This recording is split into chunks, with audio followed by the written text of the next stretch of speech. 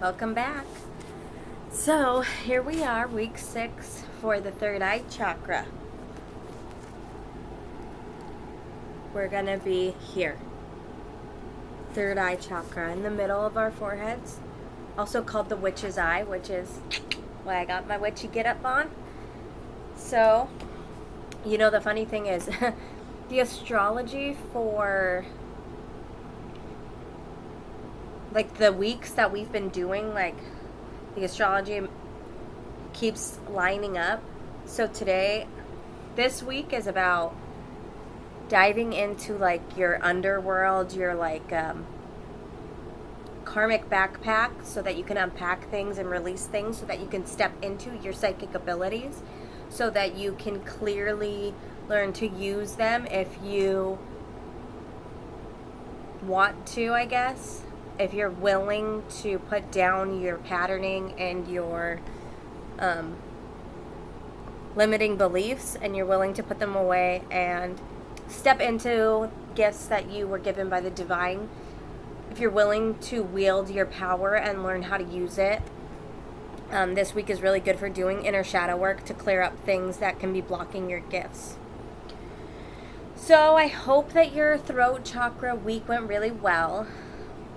I know that sometimes blocks and fears come up, and they can cause us to want to be alone a lot and do a lot of introspection, or just to be alone because that's where we feel safe. But it's really important to remain heart open while pulling back your energy is really kind of the best way to play this when you're doing introspection. Okay, I'm going to pull back, I'm going to be in me, but also I'm going to remain heart open. And I'm also going to remain willing to hear others. And sometimes it's easy to shut down, especially when things come up that we didn't realize before. Unconscious things coming to the surface that can make us feel out of whack. But it's really important to not close down and to not demonize others, to not villainize them. Because when we start seeing the truth of things, and that's one thing with the throat chakra, is you can actually start to see truths about people around you in ways that they've maybe been manipulating you, or being narcissistic, or using you.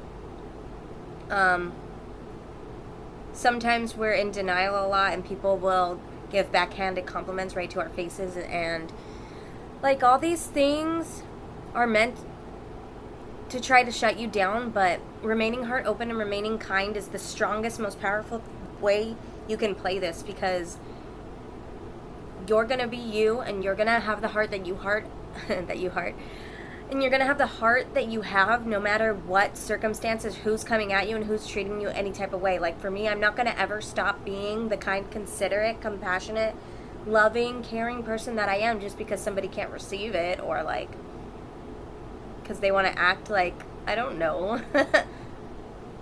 mean. But some people think being mean is cool, and I guess society has programmed us to believe that. For me personally, I don't believe that. I think that kindness is cool. I think that vulnerability is cool. I think that doing something for a cause bigger than yourself is cool. So just remember that you belong every single place you go, and you belong on this planet. You're making a difference by being here. And the temptation to hide yourself away can be pretty strong. Just know that that is giving into a choice to feed your fear. So you don't need to be afraid to live your journey.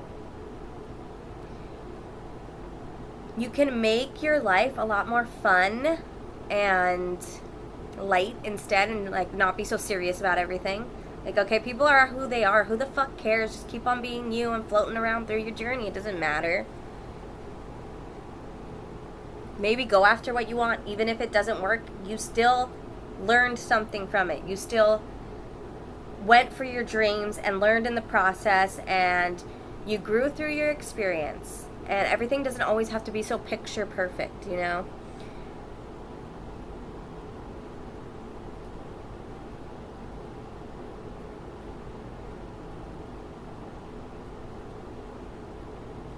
You can let life be messy and fun, and full of creation and passion.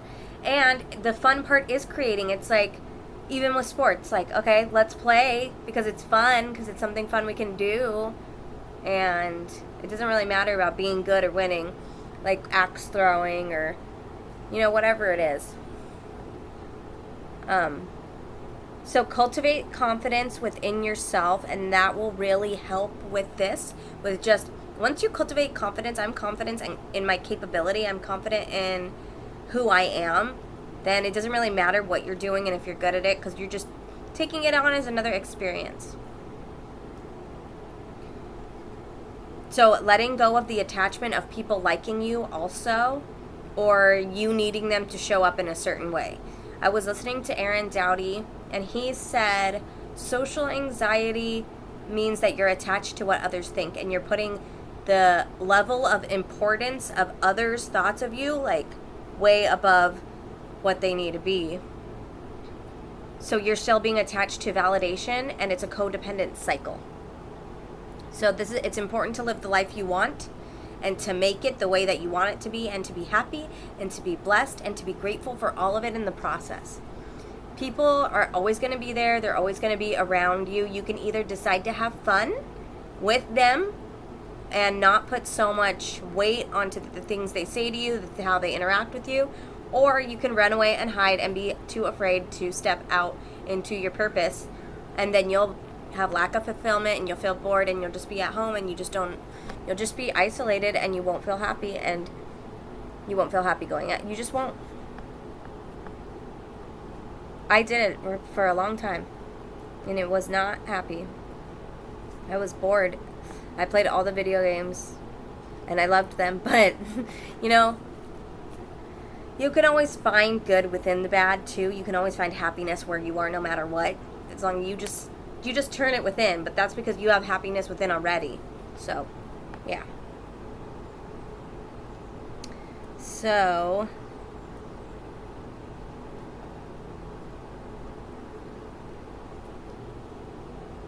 a good thing, another way to do shadow work, or like one of the things that will come up when you're thinking about not wanting to be around people, is you can ask yourself why you're not okay being around them. Why are you not okay interacting with them? Why do you avoid them? Is it because there's something that you're avoiding within yourself? And when you fix the pattern within yourself, people will show up differently as a reflection of what's already in your field, because that's what this reality is.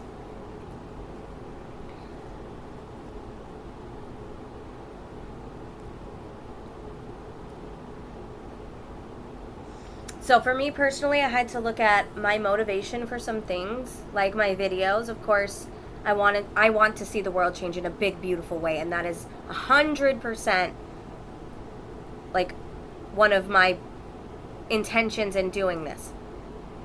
But I also started thinking and getting to the core of some things, and I realized that maybe another part of it was when I started, I was really lonely. And I have so many wonderful people around me, but they're all unawakened. And I do enjoy my relationships with them. They're very light and they're very fun, but I guess I've always longed for something deeper. And I guess in a way I was hoping to provide a way for people to meet their depths and to come into contact with people who are also willing to dive deeply and to meet themselves deeply and connect in a much deeper way. So I also felt like when I make these videos, I really get to be the unfiltered version of myself, and I get to share knowledge that I just don't go walking in life being like, oh, sharing this knowledge that I have. So these videos is also another way for me to let out a true aspect of who I am, and talking about things that I like and being with spirit. And this is absolutely something I want to ground into my physical reality, because at times I can dim myself and I can act more shallow and superficial and very surface level around certain people, which I know it serves because of the underlying energy. But I know, like, just by me walking around with this knowledge and the intention to add value, that my energy gifts people different things, and it has different properties to it that help people in unconscious ways. My guides have shown me this. So now I need to look at, again, why am I doing this? Because I haven't met anyone who can quite meet me at my depth. But I know in doing this, especially because when I'm out in the world, I can see when I'm talking to a pattern. When I'm having a conversation with someone and their patterns, they're unconscious. I can see it. They're deeply unconscious. They're speaking in an unconscious pattern. And I sense underneath them, even if they're showing up like they are happy, I sense their deep unhappiness. And it hurts my heart to see people living in this way. So by me doing this, I'm trying to create a community of people who are willing to want to step into their power to help themselves to become a more pure, authentic version of themselves, who can meet themselves in their depth, meet me in my depth, and then once I expand, then I can create a team of people. So I'm creating community as well as a healing business. So I feel like this is very foundational for me. And now I'm seeing that I'm not just doing this for others and for being of value, but I'm doing this for myself too. I'm doing this because it fills me up as well.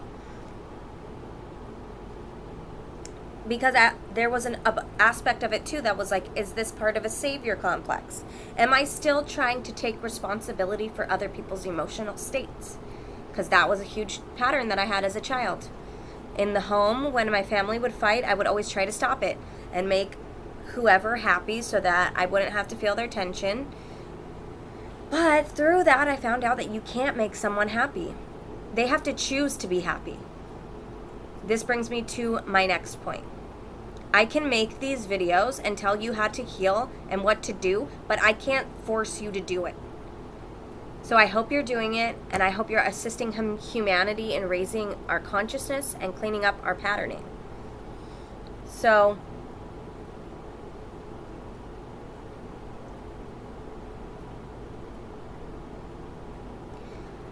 I don't need to save anyone. The right people are going to find me in time. This is so much more than my own patterns as well.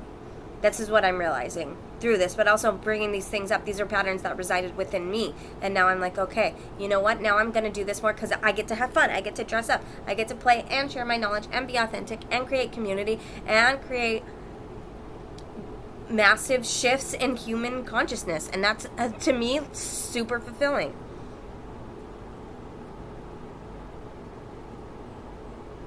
The funny thing is, I knew the right people would find me, and then just like a couple weeks ago, I was speaking with a friend of mine about these videos, because like I said, I don't really talk about my spiritual side outside of this, of my accounts, and I was talking about this, and he also has a studio that he built each room designed for different chakras, and he built it with crystals in the wall, and I couldn't believe it because I had no freaking idea. I've known him for years and I had no idea. So it's really cool because I'm like, oh, now I feel like such a deeper connection, like a deeper vibe, and it's so nice. So questioning your motives on things that you do. This is how you work hard on yourself.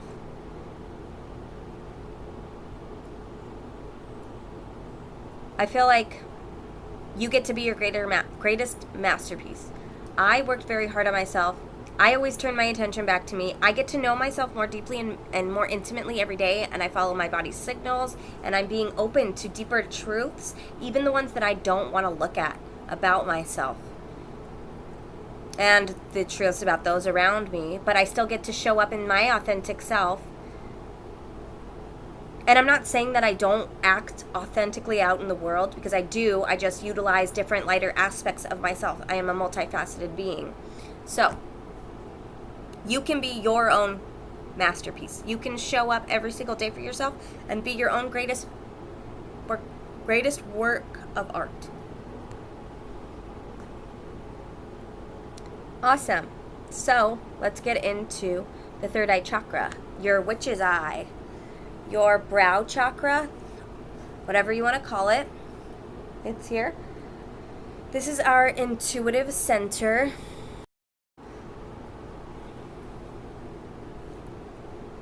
This also holds a lot of your powers and your abilities to sense into the other realms. A lot of people are afraid of opening this chakra, and it's also likely that if you had your psychic abilities opened in a previous lifetime and you were killed or silenced or something horrible happened in that life, your subconscious may be holding on to that fear. And this is what we call a witch wound. And even if you're a man, you have abilities. You still have abilities. It doesn't mean that you don't, and it doesn't mean that you weren't a woman in another lifetime who also had abilities. So, I've seen my past life as a witch, and a lot of terrible things happened to the pagans, the witches. And I'm not going to go into that right now, but it's very traumatic, and a lot of things happened, and a lot of people carry it with them because they were incarnated during that time. So you can work with some of the witches, the archetypes, or you can work with your sacral chakra is where a lot of that karma, your first two chakras, root and sacral, a lot of that shit's stored in there. So those two are really working on clearing those out will help work through your karma.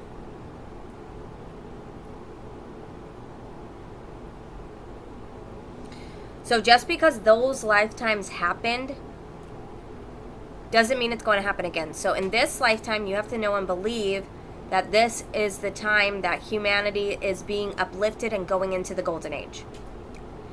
The time for all the darkness has passed. So time's up on that. You're safe to stand fully in your gifts and your powers.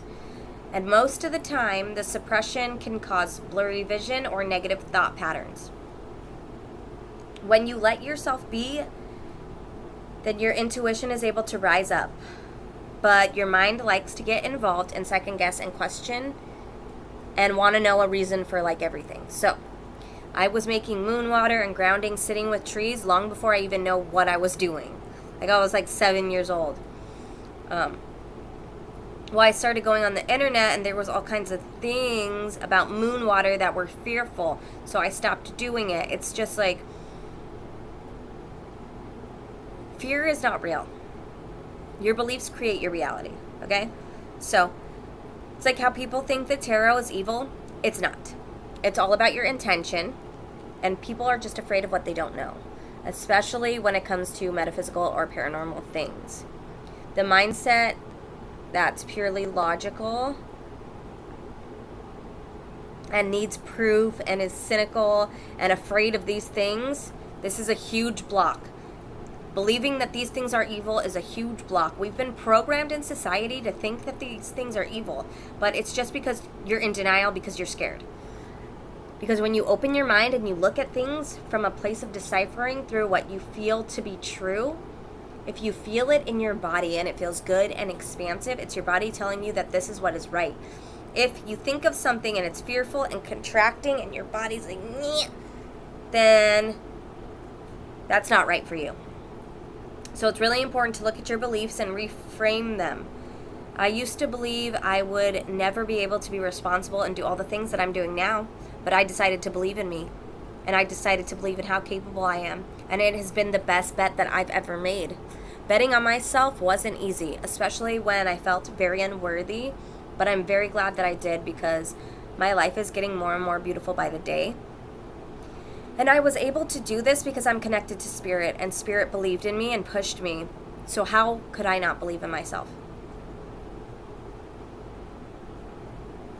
A lot of times, if you've dropped shrooms or acid, you'll have gone to the astral plane. Now, depending on what state of consciousness you were in, it will depend on how your trip went. When I was struggling with addiction and was heavily indoctrinated into the church and its programming, I had some of the worst trips that I've ever had in my life. But when I was in peace with nature, or when I was with people I was having fun with, the experiences were better. The only thing is that once you start realizing your abilities and your third eye starts opening, they'll start coming in slowly and grow and develop as you nurture them and use them. They're not going to be like, bam, now I can see perfectly It doesn't work like that. You have to exercise your ability.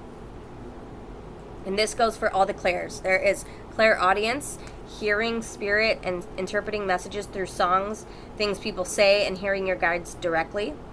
There's clairvoyance, seeing energies and spirits. Third eyes, very active in meditation and dreams, and you might start to see subtle energy waves and get visions and clips of certain things.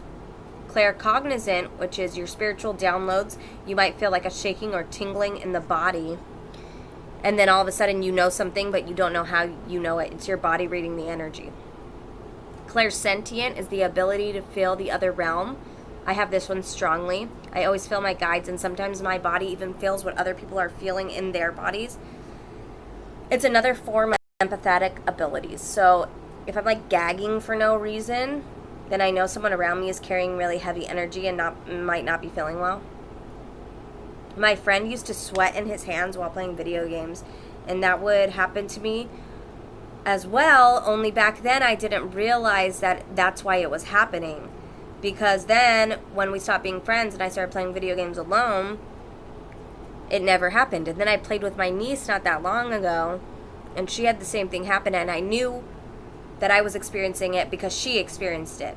So I like it the best when I pick up on someone's peace and happiness, for sure. Clairagency is being able to interpret things and people's feelings by touching them or their items. And then there's clairsalience, which is the ability to smell things that are in the other realms, passed over ancestors. And this can also happen with taste, and that's called clairgustance, I think. Gustance? I don't know.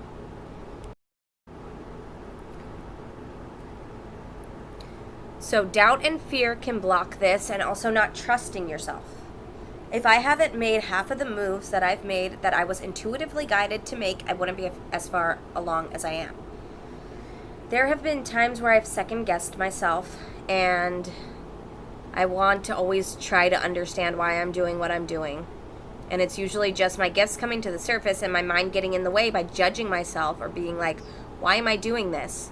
And then I stop doing it, and then I start feeling unbalanced and find out why I'm doing it in the first place. But if I would have just trusted myself in the first place, then I wouldn't have gotten in my own way, went off course, and had to readjust back. Of course, sometimes the detour is a part of the journey for you to better understand yourself. Okay, so third eye's chakra is indigo, the color. It is right here, like I said, third eye. And sometimes when I do meditations to clear this chakra, I see a big bright indigo light. It's a big ball, and it's where my third eye is.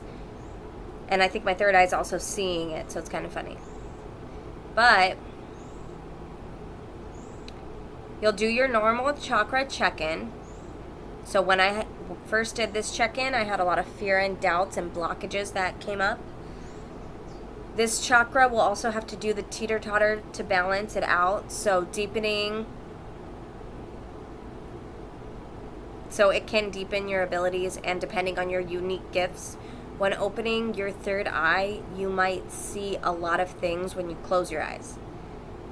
It's temporary, it's a part of balancing it. And right now, I have also been seeing things when my eyes are open. Like lights and energies and like very brightly detailed things. I don't really know how to explain it. They're very like, they're like lines of light.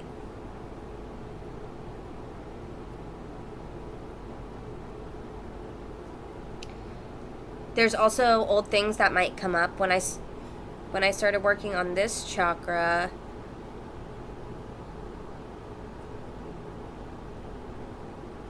And I started to work on my abilities. I had to stop doing shrooms as much because the abilities went even harder and more intense.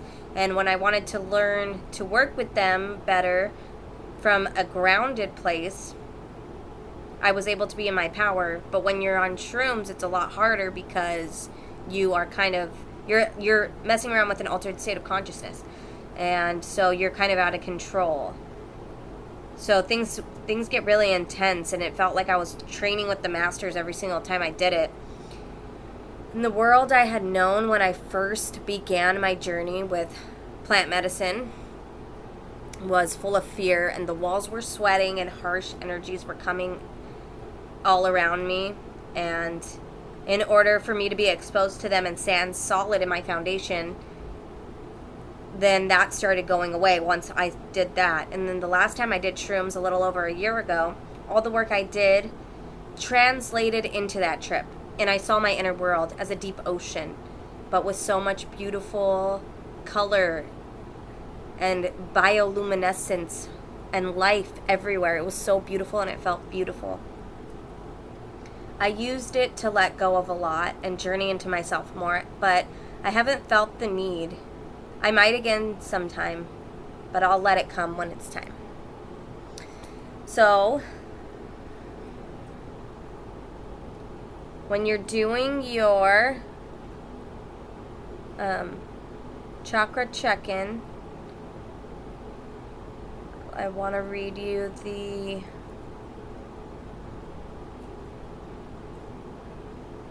reflective questions.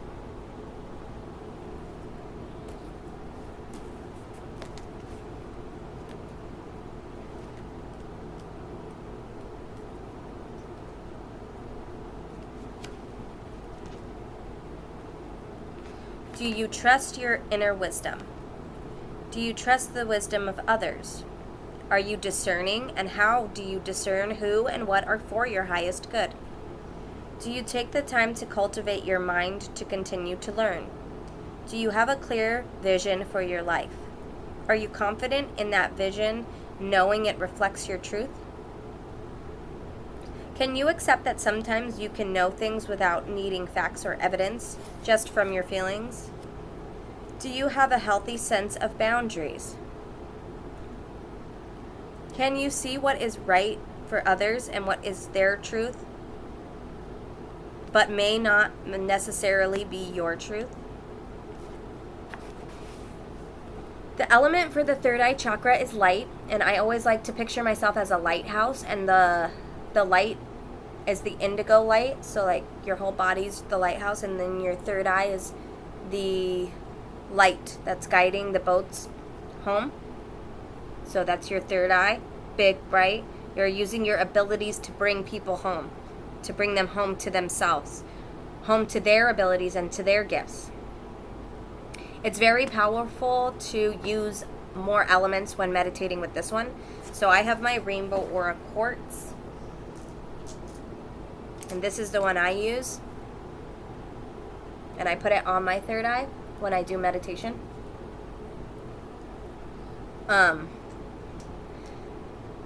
So I do this in the salt bath while burning a candle and also lighting an incense, which would make all four elements. The stone is the earth, the incense is air, fire is your flame, and the water, obviously.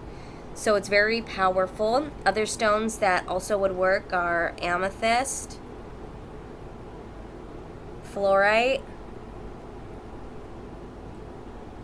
This is another fluorite. There's quartz, there's azurite, labradorite, celestite, ametrine, and black obsidian. And there are more you can look up. Go and look up what they mean. Use different threads for your third eye clearing. So you can, the different threads are clearing your mind, trusting yourself, connecting to spirit, using wisdom and discernment, and following your intuition, which usually comes by your body signals. So your body tells you what is a yes and what is a no, what it needs, and we have a tendency to ignore it and to push our minds and to push to what our minds are telling us to do instead. So be aware of that. Good incense and essential oils for this chakra are sandalwood, bergamot, vetiver, and patchouli, which I don't even know if I said any of those right, but oh well. So this is about relaxing, clearing your mind, and allowing your insights and abilities to rise up and get guidance and direction. Good foods for this week are cacao, also very good for the heart, cinnamon, turmeric, oregano, green teas, citric teas, grapes, eggplant, purple cabbage, plums, kale, figs, purple potatoes, and things like this. The chant for this chakra is Om. And once this is clear and you're open to your abilities, you can activate your shaman eyes. And your shaman eyes is where you can interpret animals, colors, signs, and things around you for their symbolism. And you learn more easily about what's going on with you internally through these things. And now, don't forget to say your third eye chakra affirmations once a day. I know the importance of having a clear mind so I can follow my innate wisdom. I take regular steps to declutter my mind of thoughts and feelings that don't serve me and stop me from tapping into my inner guidance. I know that my true self is wise, intuitive, and discerning. I embrace and trust my inner wisdom and guidance. I balance facts with feelings and hope with pragmatism. Pragmatism? I trust myself and believe in my ability to create the life that I desire.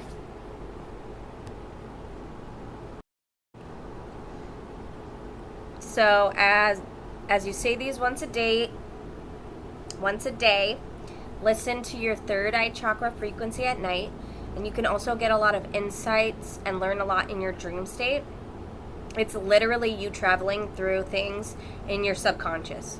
And you might even go into higher realms and learn in classrooms. This happens to me often. And other people's guides come to me and also give me messages to give them. This is connected to the 6th layer of the aura, which is the celestial layer. It has a very strong vibration and it's pearly white in color. It's our connection to the other realms, the divine realms, and the beings that reside within them. It is healed with unconditional love, and know that your guides and angels love you unconditionally, and they want you to walk your path with confidence and to love yourself fully, even despite things that you may see as flaws. Keep moving forward and be committed to your growth no matter what, because they love you just as you are. Feelings of oneness also flow from this layer. And the symbol for this chakra is a 2-petal lotus.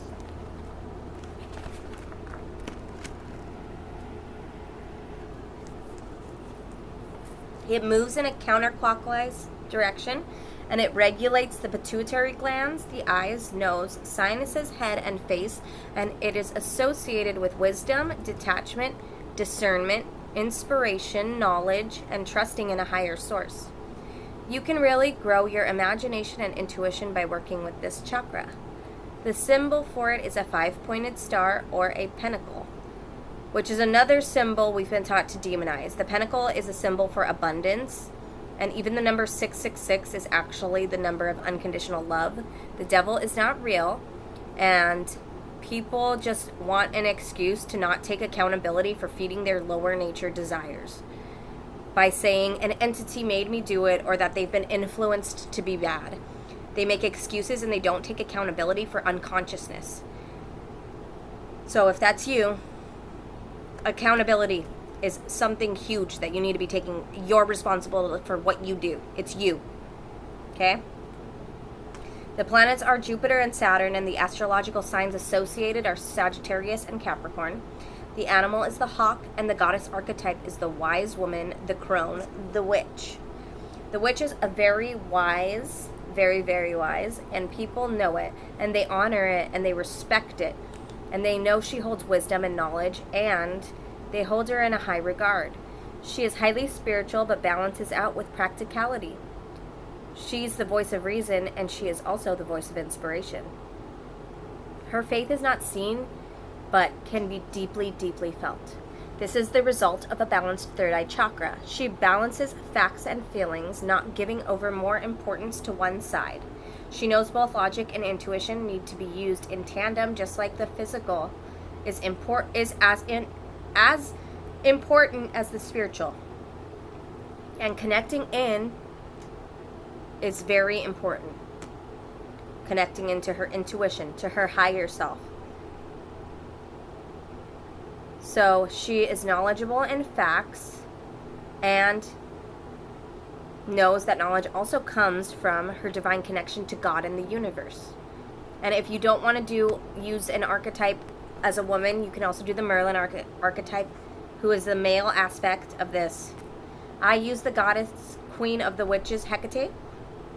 She is kind and compassionate and wise, but she also exudes mystery, magic, and prophecy. She is the high priestess and the savior of herself and many others. She's seen as a protector, like the goddess mother, but not quite as nurturing and much, much more detached. But she still is compassionate. The wise woman is not wise from age, but it's a soul wisdom.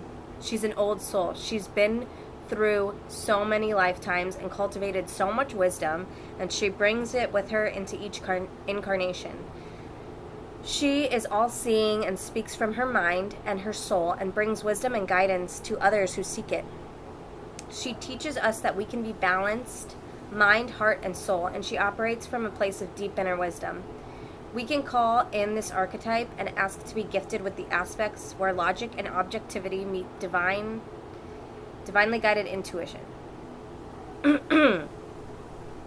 We can learn to pay attention to small details and facts and trust there is a bigger picture, and trusting in our feelings as a part of that intuitive guidance. We can live and go after what we want from a place of confidence and alignment. With faith in the seen and unseen, we can step into creating a life where our dreams can come true. This chakra is also called the pineal gland, and in Sanskrit it means to perceive, and it also means beyond wisdom. This is our energetic mind center.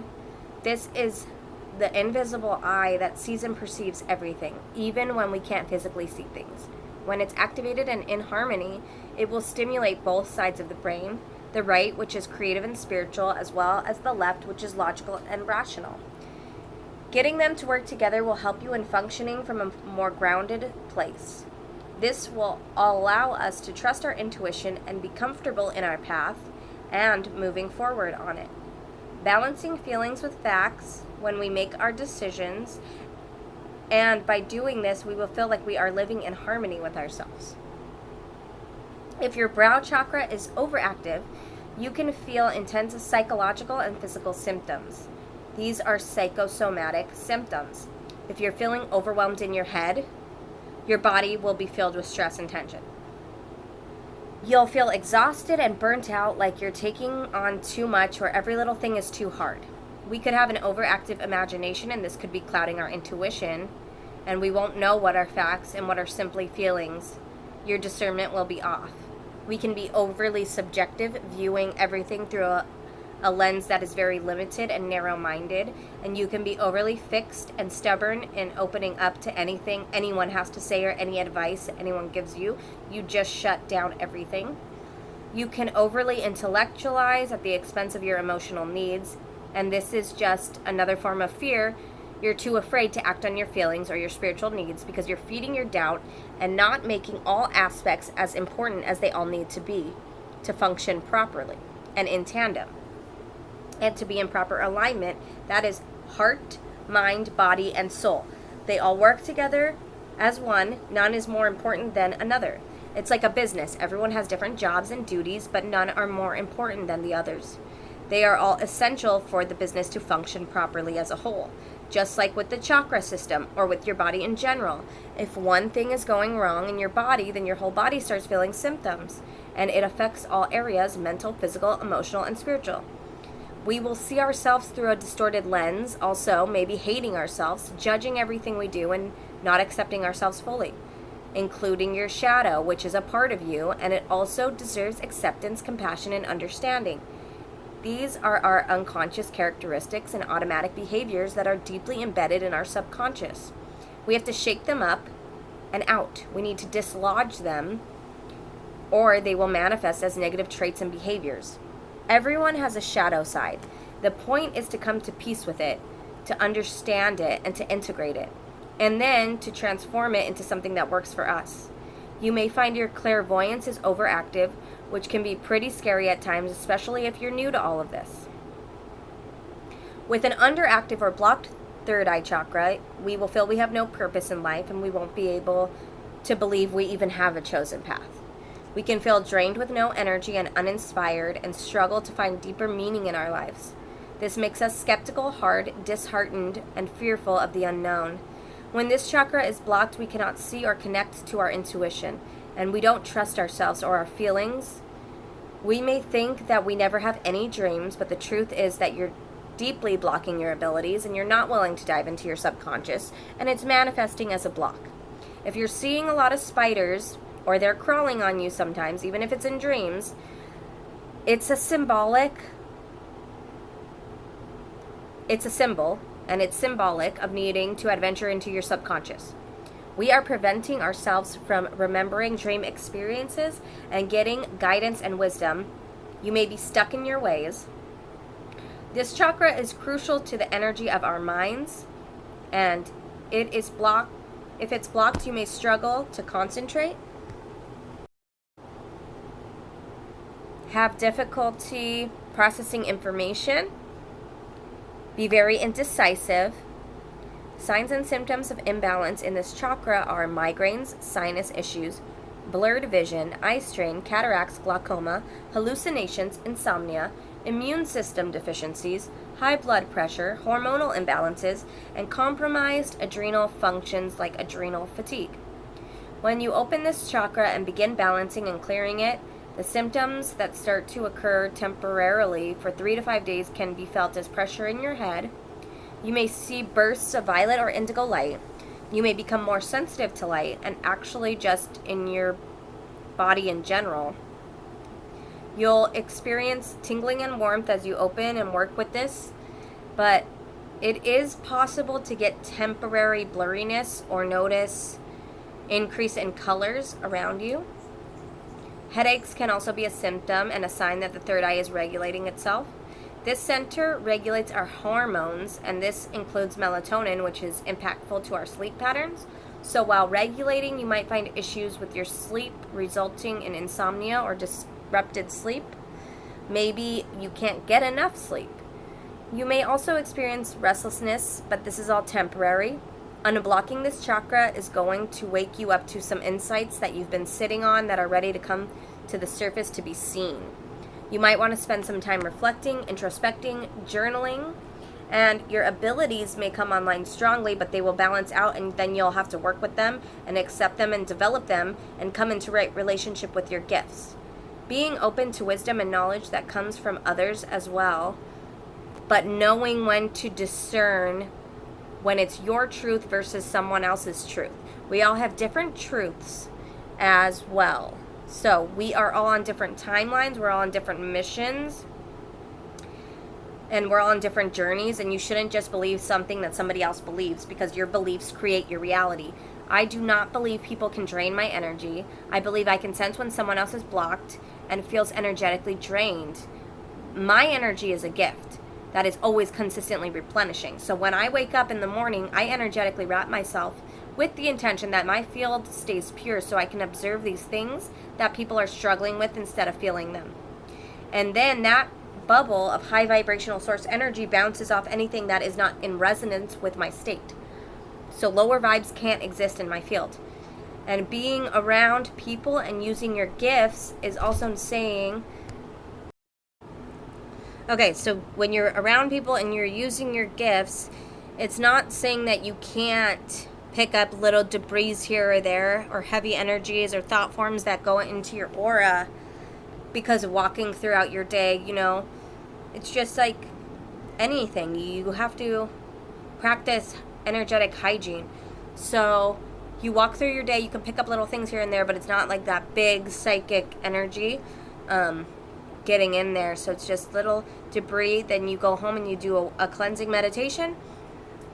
If you're feeling that you're affected by others more often, then you're not doing your proper energetic hygiene, which you should be doing once a day, and clearing and cleansing your aura and your energetic field every single day before bed. If you believe that people are siphoning your energy, then that's the reality and timeline that you're choosing to live in, and you're also giving your power away with this belief. Things don't work like that. There are so many esoteric beliefs and beliefs around entities and things that are not serving. And if it's making you fearful, it's not serving. Reframe your beliefs and be confident in your power. You are the creator of your reality. Are you creating a reality where you need to be afraid and isolated or one where you can be open and free-flowing and present with all. Mindfulness and calming the mind and letting your thoughts flow by you. So when you have a negative thought, you can look at that belief attached to it and change what you believe. Or you can let it flow by and just not feed the fear and the limiting belief. This will make them less and less powerful, and you'll be able to be clear-minded, present, and open to interpreting what's in the moment and not attaching to every single thought you have or every single interaction you have. Just let it go. Learn to be fluid and detached, and that's what this chakra can do for us. We can live fuller, funner, lighter. It doesn't have to be scary. It doesn't have to be so serious. You just get to have fun with your gifts and be open to what life has to offer. So I hope your third chakra week goes spectacularly. Be open to magic. Next week is going to be our last week on this journey. Week 7, the crown chakra, and we have done an intense purifying, introspecting, life-altering journey. I already feel my timeline changing, and I hope the same is true for you. So I'll see you next week for our last week, and after that, I am going on vacation. I'm literally taking a vacation. I'm going somewhere physically, but also I'm mentally taking a vacation. So you probably won't see me again on YouTube until September. But if you want to keep up with me on my Instagram, it's at Cosmic Fractal of Light. I'll still be doing tarot there, offering readings and one-on-one sessions. And I will see you next week for Crown Chakra.